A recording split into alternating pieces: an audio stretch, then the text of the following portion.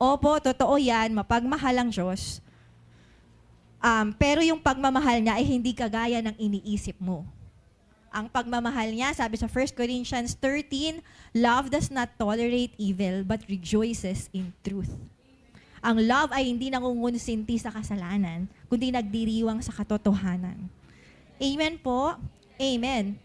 At, totoo rin naman, na hindi ka niya dadalhin sa sad ending.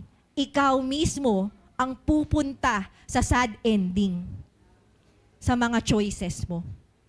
Nakita po natin, it's our choice whether we go to hell. It's not God's. Tandaan nyo yan. Binigyan naman niya yung anak niya para patunayan yun. It's our choice. Amen po. So please, let's live wisely. Mamuhay po tayo ng matalino. Amen? Itong message na to ay para mabuhay tayo ng matalino. Amen po.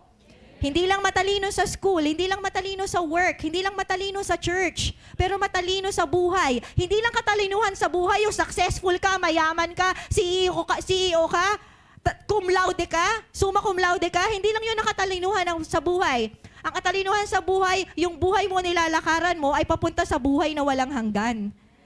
Amen po. Yun ang matalino. Alam mo kung ano yung ending mo, alam mo doon ka pupunta, yun ang gagawin mo. Hindi ka gagawa ng mga bagay na magdadala sa'yo sa kabilang daan, sa kapahamakan. Amen po? Amen. Sino gusto maging matalino?